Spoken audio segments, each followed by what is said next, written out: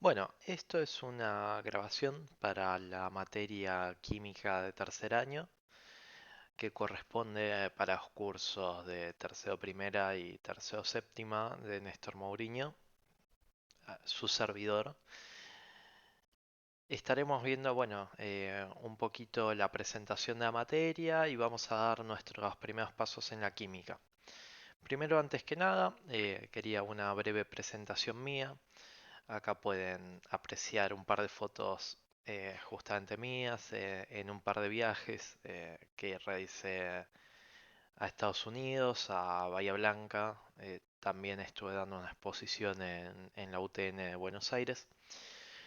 ¿Quién soy yo? Soy estudiante de Ingeniería Química, técnico químico recibido de A27 en el año 2011, miembro de IEEE y de AICHE. Ambas son sociedades de ingeniería. La primera es eh, quien sería IEEE, es la sociedad de ingeniería más grande del mundo con más de 240.000 miembros. AICHE es la Asociación Americana de Ingeniería Química. Me gusta mucho la electrónica y la programación. Obviamente no me dedico a esto profesionalmente, pero es algo que me gusta destacar como un hobby. Bien, objetivo de la materia, acá podremos ver un poquito, un par de objetivos que tenemos para que ustedes al momento de finalizar tercer año conozcan de estos conceptos que no sean ajenos. Eh, Hoy estaremos viendo, bueno, estados de la materia, ley de conservación de la materia, la estructura básica de los átomos y, bueno, una primer lectura de datos básicos de la tabla periódica. Obviamente un poquito más adelante ya estaremos hablando de las diferencias entre los distintos tipos de átomo, la estructura de Lewis, balancear reacciones, nomenclaturas, reacciones de formación, entre otros. La evaluación, ¿cómo se llevará adelante? Bien, en el año hay dos cuatrimestres y dentro de cada cuatrimestre habrá dos bimestres. Los bimestres son de calificación no numérica, es decir, tendrán una especie de observación en palabras y sí habrá una calificación numérica al finalizar cada cuatrimestre. Estas calificaciones de dónde saldrían, bueno, habrá parcialitos al inicio de cada clase para repasar los contenidos vistos previamente. Estos parcialitos van a tener contenidos tanto de la clase inmediata anterior como desde la primera del año. Es decir, esto es como ir trabajando como si fuera una cebolla con muchas capas que cada vez que vamos agregando una capa nueva, de todas formas el contenido núcleo sigue siendo partícipe fundamental, ¿no? Y obviamente en cada bimestre habrá exámenes. Mi idea es que haya un examen cada bimestre, ya que con el sistema nuevo de burbujas estamos un poco acotados en cuanto a tiempos. Bien, y del conjunto de estos parcialitos y estos exámenes saldrán las distintas notas, tanto numéricas como no numéricas. Bien, acá bueno, justamente tenemos descripto el sistema de parcialito. Nuestra, nuestra no. Mi idea particular es que el parcialito se realice en no más de 5 o 10 minutos, que se revea el contenido anterior y de esta forma también se abre la puerta, se abre la posibilidad a mejorar, ¿no? La idea del parcialito no es que sea de carácter punitivo, es decir, no, el objetivo del parcialito no es reducir la nota, sino justamente mostrarles los puntos débiles del estudio que tienen ustedes y de esta forma que ustedes mismos los puedan corregir. Obviamente se tendrá en cuenta la evolución de los parcialitos a lo largo del tanto del bimestre como del cuatrimestre y obviamente a lo largo del año, ¿no? Uno espera que el crecimiento sea positivo finalmente. El examen, bueno, no hay demasiado para aclarar, es un examen clásico donde se verificarán todos los contenidos que correspondan a cada bimestre. Acá algo que puede ser conocido para unos, desconocido para otros. Yo en mi caso particular solicitaré la carpeta a todos estudiantes que corresponden a mi materia, a mis cursos de tercero o primera. Esto nuevamente es con la intención de que los estudiantes lleven la carpeta al día, en donde vayan tomando nota de clases, anotaciones, ejercicios. La idea es justamente que el estudiante se vea beneficiado de esta medida. Se va a tomar de forma aleatoria en cualquier momento del año a todos los estudiantes, o a algún estudiante, ¿no? Obviamente no voy a verificar las 10 carpetas que pueden corresponder a una burbuja en una clase, ya que el tiempo es reducido, pero sí pretendo verificar al menos una, dos, hasta tres carpetas por clase. Bien, ahora dejando lo que es esta breve introducción de la modalidad de mis cursos, vamos a ver un poquito qué es la química. Y bueno, uno puede ver en un inicio lo que fueron los orígenes de la química. La química podemos llamarla como tal desde un inicio cuando el hombre pudo controlar la primera reacción química de la historia. Esto se estima fue hace 1,5 millones de años aproximadamente cuando el hombre pudo controlar el fuego, es decir, sabía qué tenía que hacer para poder justamente encender una antorcha, encender un palo, encender una fogata. Esto era obviamente con un combustible. En ese momento se utilizaría madera, palitos, alguna hoja y obviamente una fuente de calor. En ese entonces era muy utilizado, por así decirlo, chocar dos piedras entre sí para generar estas chispas. Obviamente, previo a esto de entender cómo iniciar la reacción, ya existían casos donde por un rayo se encendía un fuego a algún árbol quizás y el humano lo que hacía era ir en búsqueda de este fuego con un palo, por ejemplo. Los primeros pasos ya solo un poco más formales fueron la metalurgia. La metalurgia como tal nace hace unos 6.500 años con el inicio de la Edad de Bronce, donde el humano pudo combinar dos metales, como fueron el cobre y el estaño, para dar una aleación, o lo que el humano en ese entonces creía era un nuevo metal, con propiedades completamente distintas. ¿Y esto cómo lo pueden ver? Bueno, el cobre es muy flexible. ¿Dónde se ve? En los cables. Los cables son de cobre y si uno pela un cable, retira el núcleo del cable, fácilmente se lo puede doblar. Lo mismo ocurre con el estaño. Estaño uno suele verlo todavía más maleable, más dúctil, más flexible. Cuando se combinaron ambos metales, se obtuvo un metal que es muy rígido, muy duro. Obviamente la dureza termina implicando que también al momento de alcanzar cierta fuerza se parte. Es decir, no era para nada parecido a ninguno de los dos metales que lo componen.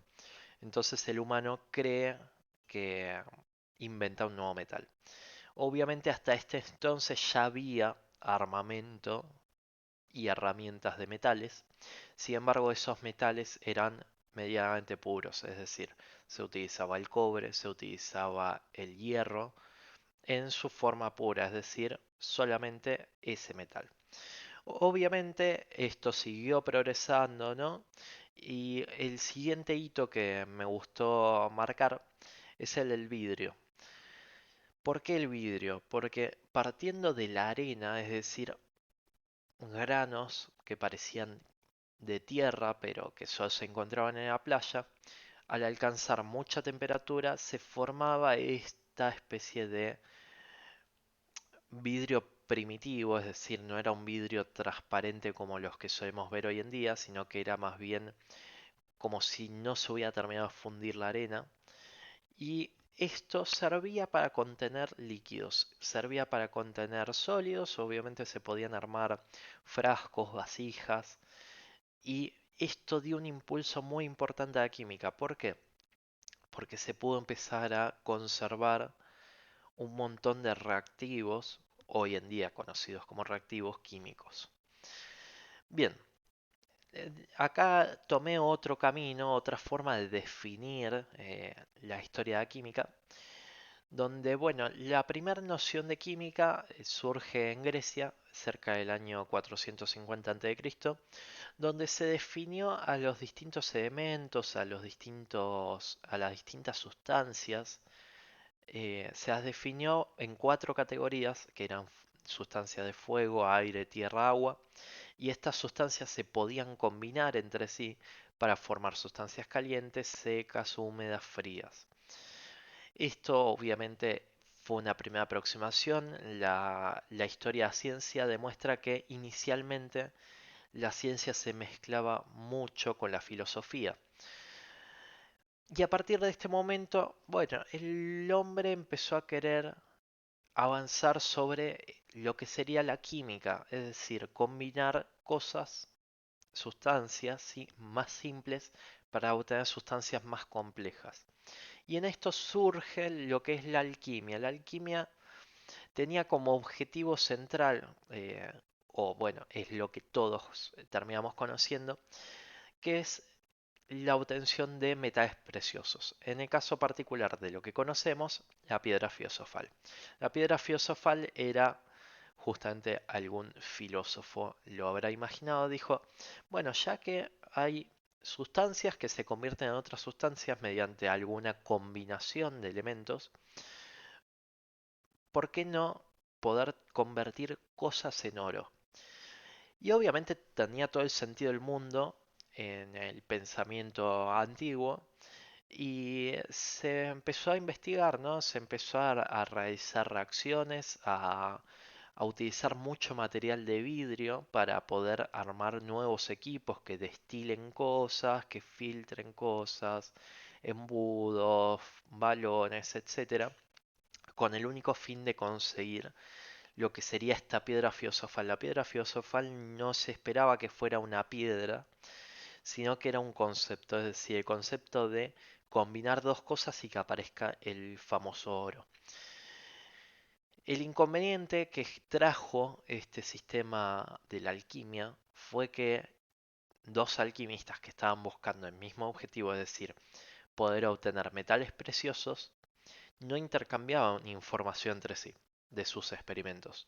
Esto tiene un motivo muy razonable, que es: si yo investigo y fracaso con ciertas reacciones y se lo comunico a alguien más, ese alguien más, quizás sin esa pérdida de tiempo que fue realizar todas esas reacciones, obtiene la piedra filosofal antes.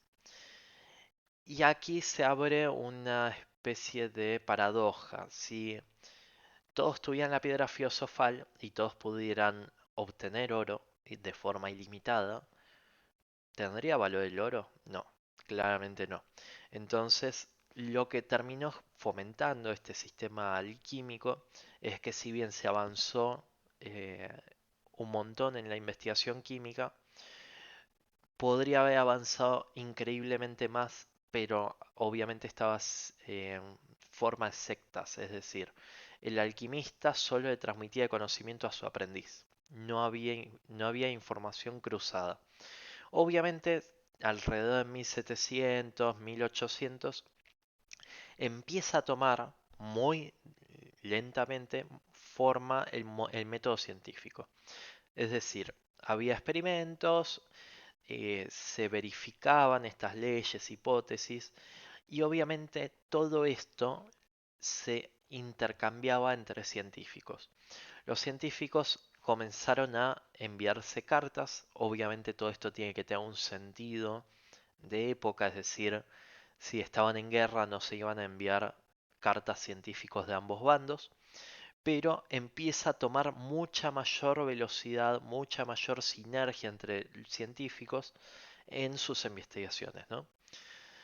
Bueno, a todo esto hablamos de la historia, pero no entramos todavía en la definición de la química. Bueno, esta es una de las tantas definiciones. A mí en realidad me gusta la primera parte, es decir, definir bien corto y conciso. La química es una ciencia. Esto es fundamental. Si no sabemos que la química es una ciencia, no tiene sentido continuar.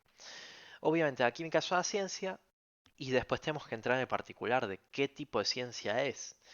En este caso estudia composición, estructura y propiedades de la materia, así como los cambios que esta materia experimenta durante las reacciones químicas y su relación con la energía, por supuesto.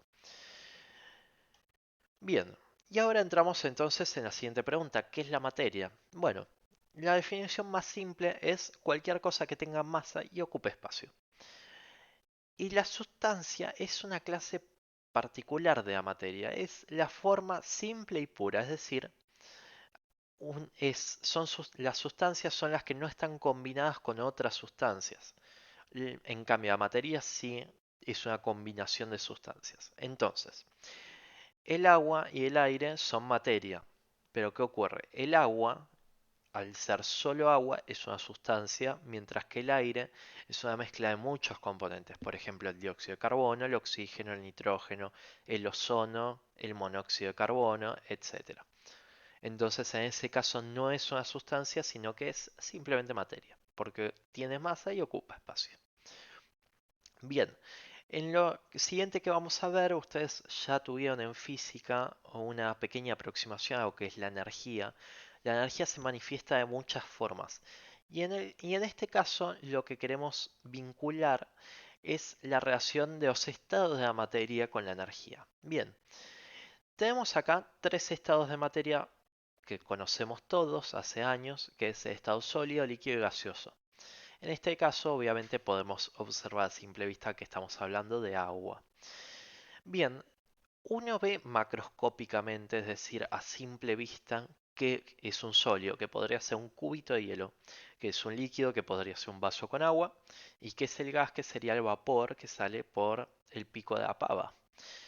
Sin embargo, si uno pudiera hacer eh, un poco de zoom y ver esto cuando estamos a escala microscópica, veríamos que las moléculas, o sea, las partes muy pequeñas de este sólido están ordenadas, es decir, están todas pegadas una junto a otra.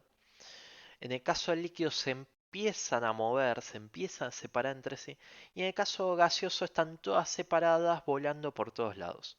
Entonces, lo que podemos vincular a estos estados de la materia es la energía cinética de las moléculas, es decir, qué tanto se mueven.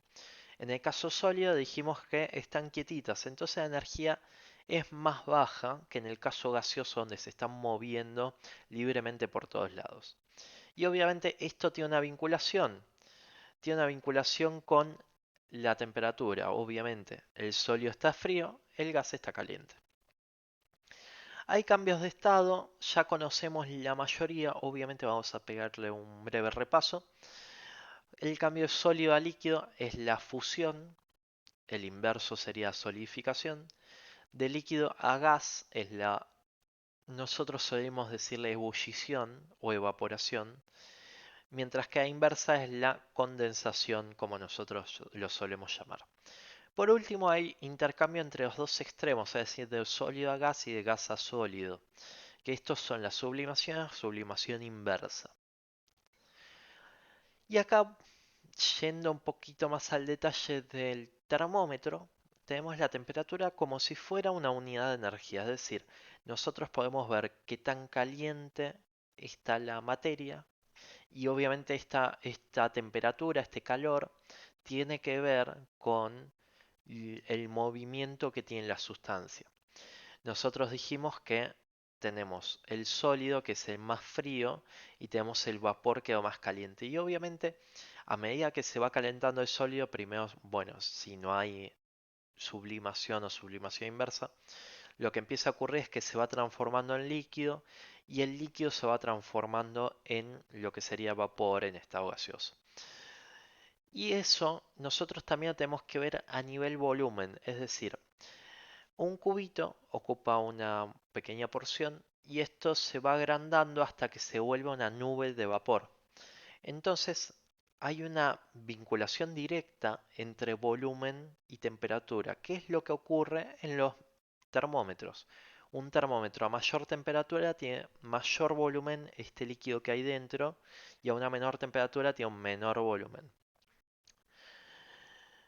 Bien, y acá entramos un poquito en lo que son las propiedades físicas de la materia. Hay dos tipos de propiedades y esto es fundamental que lo sepan, ya que todas las propiedades o son de un tipo o son del otro tipo. La más fácil de explicar es la propiedad extensiva, que son aquellas que dependen de la masa.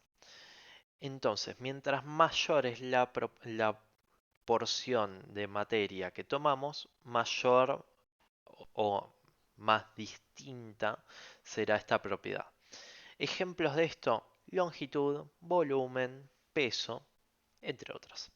La propiedad intensiva son aquellas que no dependen de la cantidad de materia, y en este caso podemos nombrar entre ellas la densidad, por ejemplo. El color sería otra opción, y obviamente podemos pensar en cualquier propiedad física de la materia y va a estar vinculada a alguna de estas dos. Y acá quiero detenerme un momento en el principio de conservación de la materia, que es algo fundamental en la química. La versión moderna es la que se encuentra en el medio. Esto descubrió este tal Mikhail en Rusia, Antoine en Francia, con casi 40 años de diferencia. Básicamente lo que propusieron estas dos personas fue: la materia no se crea ni se destruye, se transforma. Hubo que adaptar en la actualidad este principio, ya que en este entonces, es decir, en el 1750 al 1785, no existían o no se conocían las reacciones nucleares. Entonces, como en el caso de las reacciones nucleares no aplica este principio, hizo falta aclararlo. Entonces, en un sistema aislado, durante toda reacción química ordinaria, es decir, no nuclear, la masa total del sistema permanece constante. Es decir, la masa consumida de reactivos es igual a la masa de los productos obtenidos. Ustedes podrán preguntarse por qué dos personas en dos países distintos con casi 50 años de diferencia, perdón, con casi 40 años de diferencia, descubrieron lo mismo. Y bueno, hay que tomar un par de clases de historia y recordar que tanto Rusia como Francia en ese entonces, no pasaban las mejores relaciones diplomáticas de la historia. Además, no era sencillo el transporte de epistolar, es decir, de cartas. Entonces todo esto terminó llevando a que el mismo descubrimiento se realice dos veces. Ustedes se podrán preguntar: ¿qué es un sistema aislado? La mejor forma de explicarlo es con un termo. Un termo, que podría contener el agua para el mate, cuando se encuentra cerrado no permite dos cosas: ni cambio de materia hacia adentro o hacia afuera, es decir, si está cerrado no puede salir vapor ni entrar, no sé, aire, y a la vez tampoco hay cambio de energía, es decir, la energía del frío que hace afuera no entra y adentro el calor no sale. Bien, entramos ya en lo que sería estructura atómica. Acá un pequeño meme. En primer modelo atómico no, lo propone Demócrito en el 450 a.C. ¿Por qué digo no lo descubre? Porque no se podía verificar, sino que Demócrito era, además de científico, era filósofo. Entonces propuso estos tres puntos, donde dijo: bueno, los átomos son eternos, indivisibles, homogéneos, indestructibles e invisibles. Es decir, uno no puede ver los átomos, no los puede dividir, son los mismos átomos que existen desde que existe el universo, todo el átomo es igual entre sí, o sea, si pudiéramos ver más adentro, ver más afuera, serían iguales, y obviamente no se pueden destruir, es decir, esto va un poco de la mano con la parte de eternos. Los átomos solo se diferencian en forma y tamaño, pero no en las cualidades internas, es decir, lo que decía Demócrito es que una esferita de este tamaño era el hierro, una esferita de este tamaño era, por decir otra cosa, ¿no? Y zinc, pero las dos internamente son iguales. Lo único que cambiaban era el formato y el tamaño. Y por último, las propiedades de materia varían según el agrupamiento de átomos. Obviamente era un visionario, ya que lo que decía, palabras más, palabras menos, obviamente hay que ver con qué ejemplo utilizo, pero que el hidrógeno y el oxígeno, que eran gases, si estaban combinados, eran agua que es líquida. Obviamente este estoy seguro que no es un ejemplo que pueda haber utilizado, ya que el hidrógeno como gas se descubrió mucho tiempo después. Obviamente desde el 450 a.C. hasta el 1808 hubo infinidad de pensadores. Sin embargo, como modelos atómicos propiamente dicho, no fue hasta 1808 que se hizo el primer avance. Y obviamente Dalton tomó lo que sería el modelo de Demócrito, es decir, hubo un gran espacio de tiempo en el cual, bueno, dijeron, no es mala la idea que tenía, así que la vamos a mantener. Thomson en 1904, es decir, casi 100 años después, propone por primera vez que hay más de una cosa dentro del átomo. Él propone que el átomo en sí era de carga positiva y en este núcleo grande que ocupaba todo el tamaño del átomo estaban clavados lo que eran los electrones, es decir, estaban ahí sin movimiento dentro del átomo y el átomo era casi homogéneo, pero bueno, ya había dos partículas subatómicas. Rutherford, pocos años después, lo que afirma es los electrones se mueven, es decir, ya no se encuentran clavados, quietos en el átomo. Entonces formula el átomo que todos conocemos de algún dibujito, de alguna serie. Bohr, pocos años después, cada vez esto se va acelerando, este camino de descubrimiento, postula que adentro de este núcleo lo que había era neutrones amalgamando, uniendo, sosteniendo junto a los protones. Entonces, ya había tres partículas subatómicas, el electrón, el protón y el neutrón. Schrödinger, va a ser nuestro último avance, postuló por primera vez, acá ya empieza la física cuántica, postuló que el electrón es una partícula cuántica, donde hay una probabilidad de saber dónde está, pero no sabemos exactamente dónde se encuentra. Este va a ser el último de los modelos que vamos a ver nosotros, ya que si bien hay modelos posteriores, ya escapan al conocimiento químico y se meten más en el conocimiento puramente físico. Bien, y lo que les quería dejar en claro es, bueno, este breve resumen de las partículas subatómicas, donde, bueno, el protón, la partícula subatómica con carga eléctrica positiva, se encuentra en el núcleo. El electrón es una partícula subatómica con carga eléctrica negativa, de tamaño y masa tan pequeña que suele considerarse despreciable frente al protón o al neutrón. Acá quiero hacer una pausa y comentarles que el protón y el electrón tienen la misma carga eléctrica, solo que opuestos. Y por último, el neutrón, partícula subatómica con carga eléctrica neutra, es decir, no tiene carga.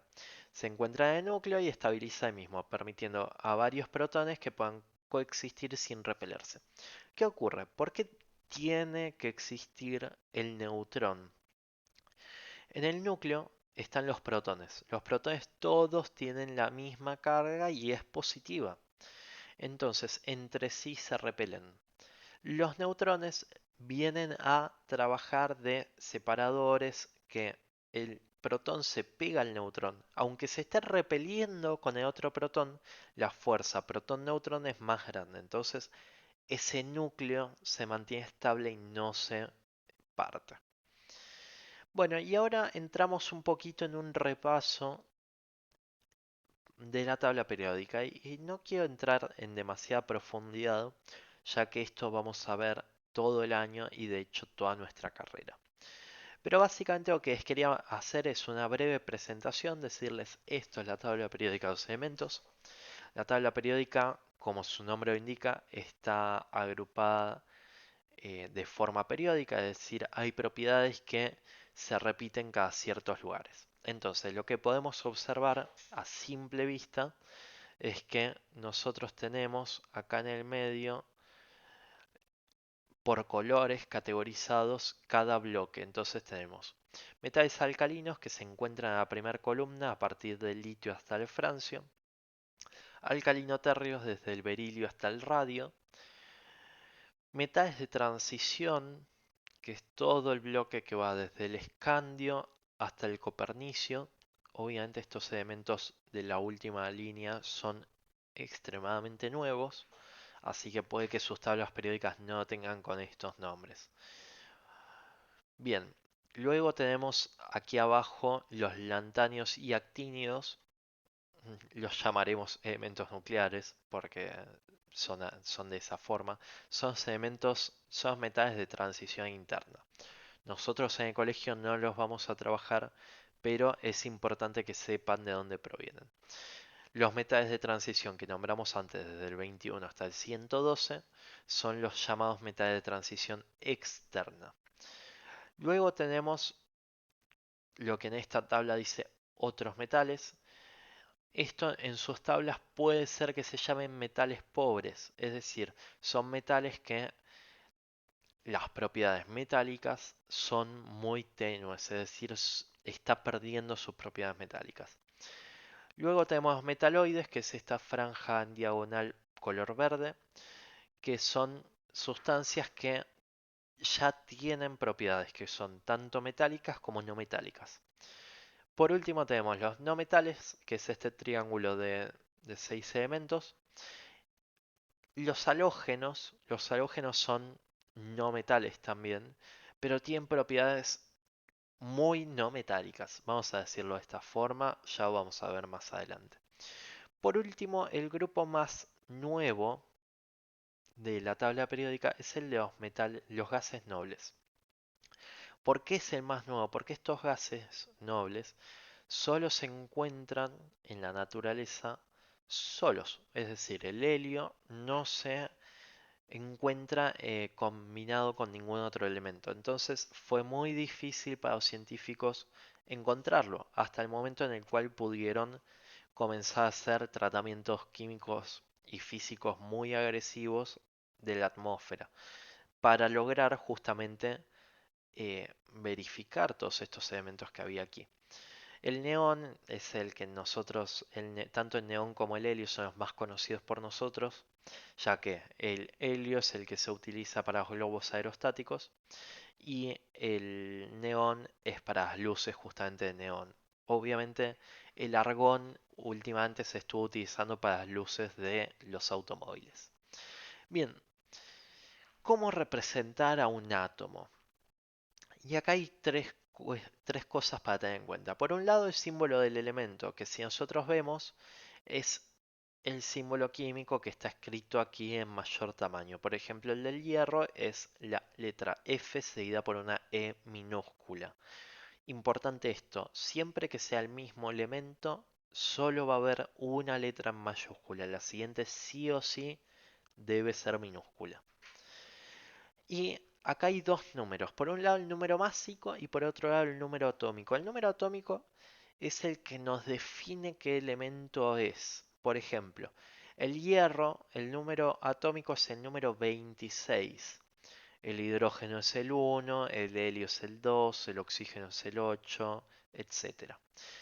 El número másico está en relación con lo que es un isótopo. Un isótopo es átomos del mismo elemento, es decir, el número atómico es igual, el número atómico es igual a los protones, es decir, con 26 protones siempre es un tipo de elemento, no importa la cantidad de neutrones.